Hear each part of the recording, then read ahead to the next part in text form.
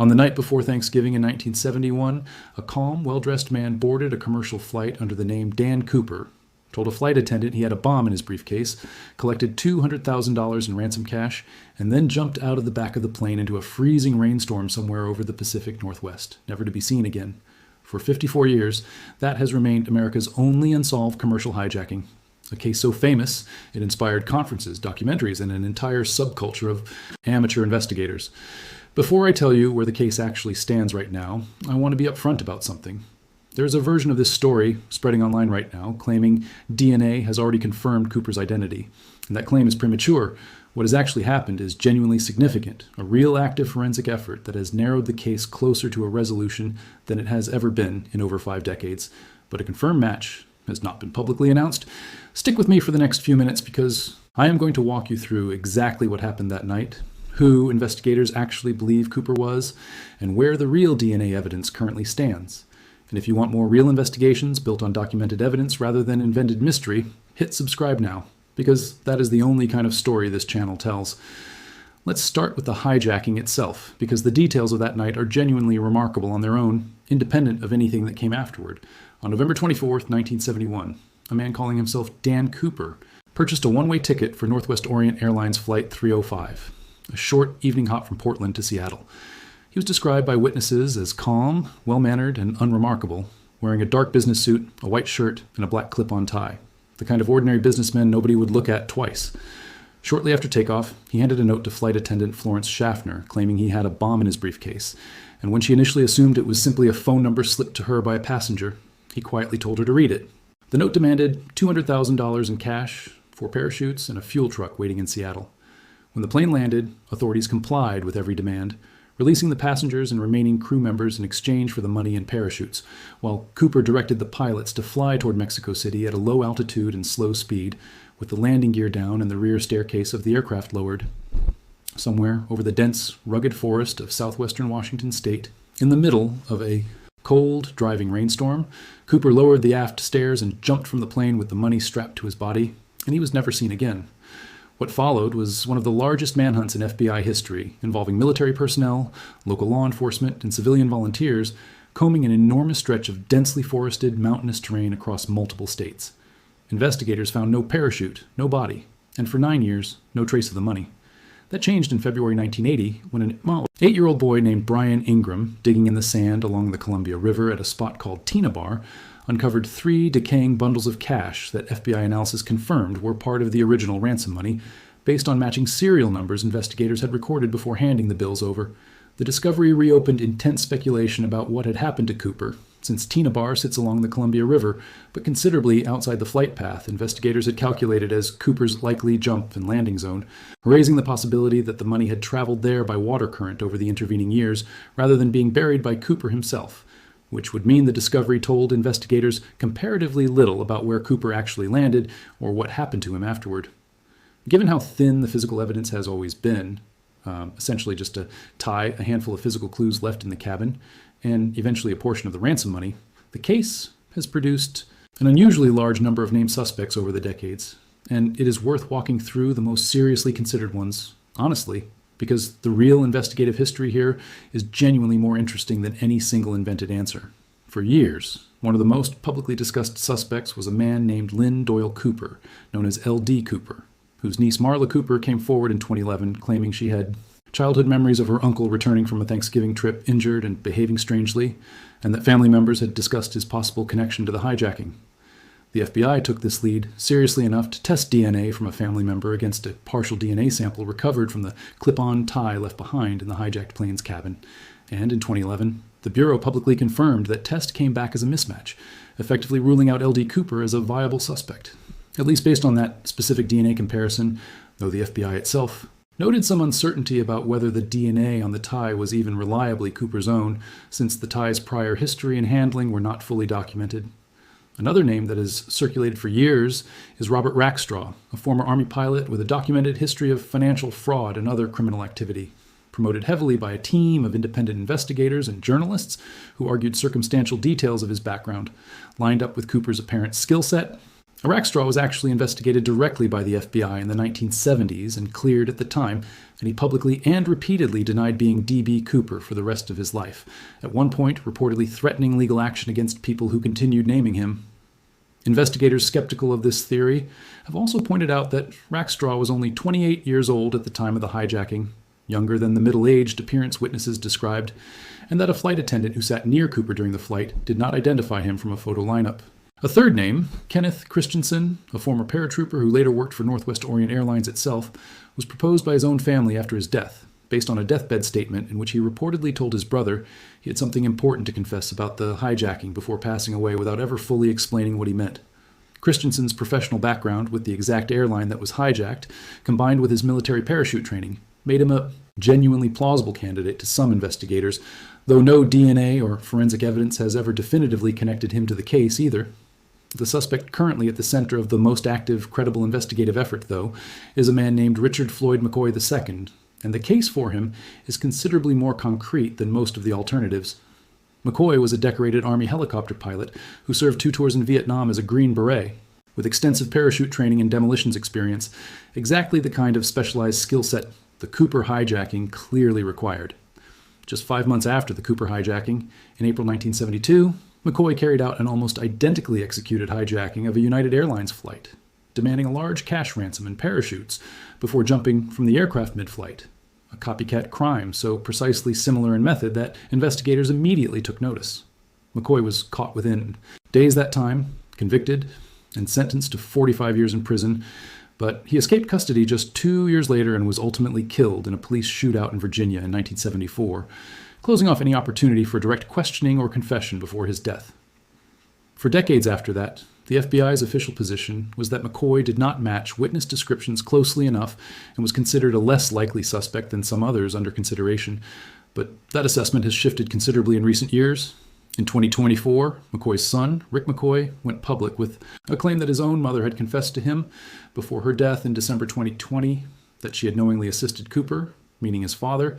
in disappearing after both hijackings, a confession Rick said he waited to disclose out of respect for his mother while she was still alive.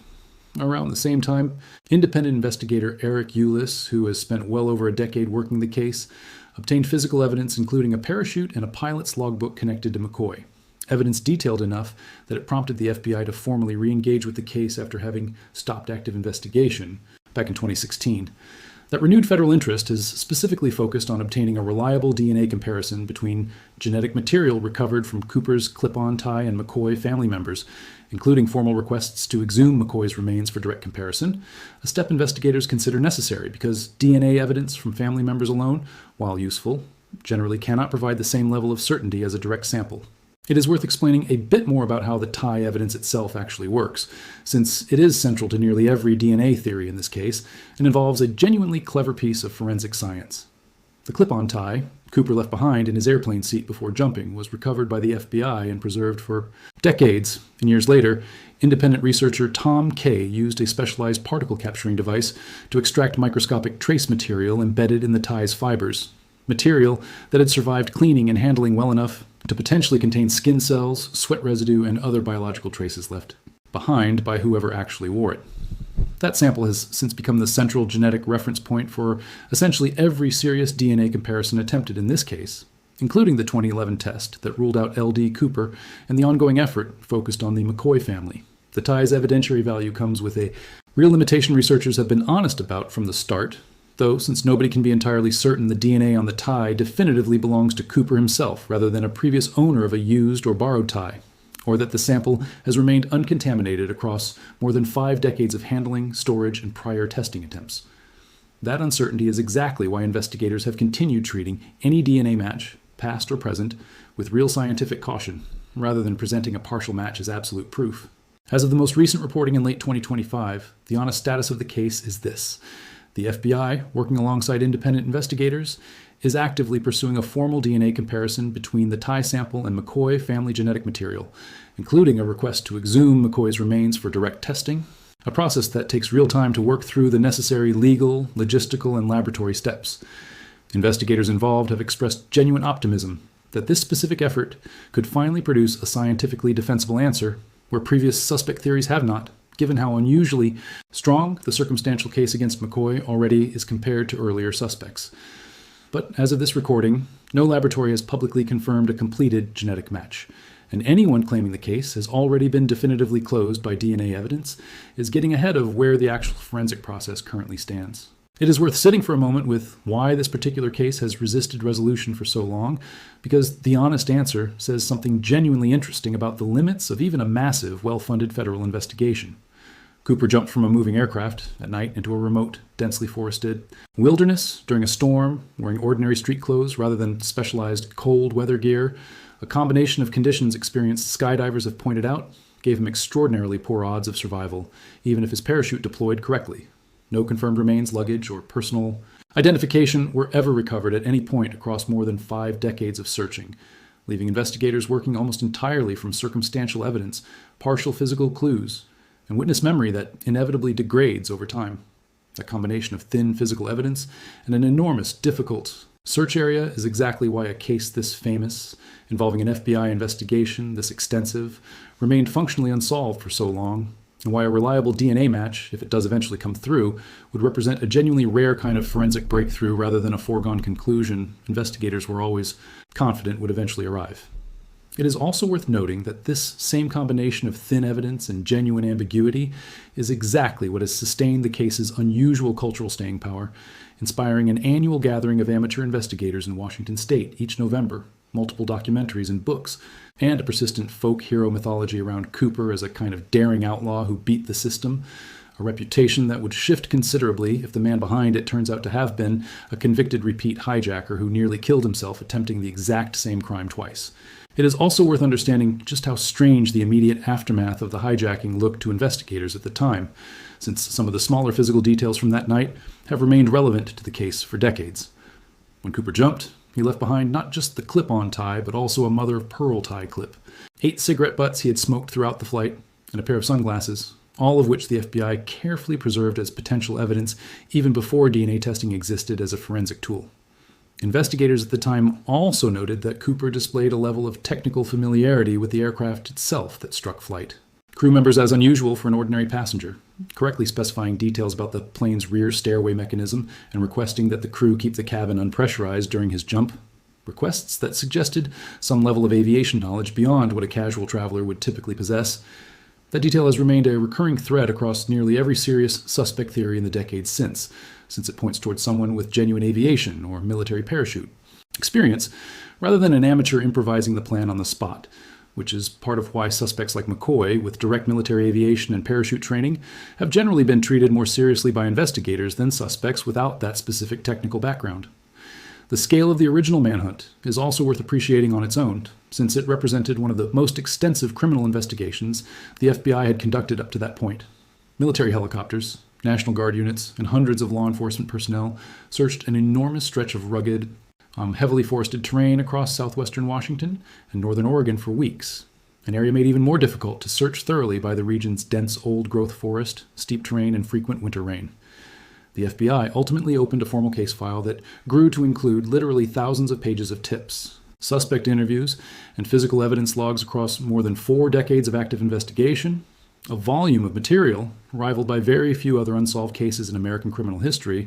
before the Bureau formally suspended active investigation in 2016, citing the need to redirect resources toward higher priority ongoing cases, while stating that the case file itself would remain open and available to any new, sufficiently credible evidence, exactly the kind of renewed evidence the McCoy family's 2024 disclosures and Ulysses' investigative work have now provided. The real current state of the D.B. Cooper case is that it is closer to a scientifically credible resolution than it has been at any point in the past 54 years, built on a specific, actively pursued suspect with a documented matching skill set, a nearly identical follow-up hijacking, a family confession, and a formal DNA comparison effort currently underway between tie evidence and McCoy family genetic material.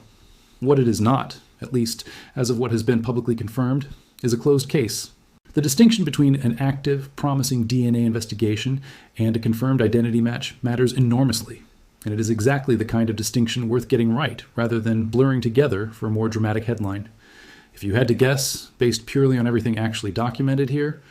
do you think Richard Floyd McCoy II is finally about to be confirmed as D.B. Cooper? Do you think The DNA comparison will come back inconclusive the way so many previous leads in this case have, or do you think there's still a real chance the true identity turns out to be someone investigators have not seriously considered yet? Drop your honest theory in the comments, because after 54 years of genuine investigation, an informed guess grounded in the real evidence still beats another premature headline. If you want more stories built entirely on documented history and legitimate investigation rather than exaggerated claims dressed up as breaking news, subscribe to this channel and turn on notifications, because there's a lot more of this kind of investigation still worth digging into properly. Thanks for watching, and I will see you in the next one.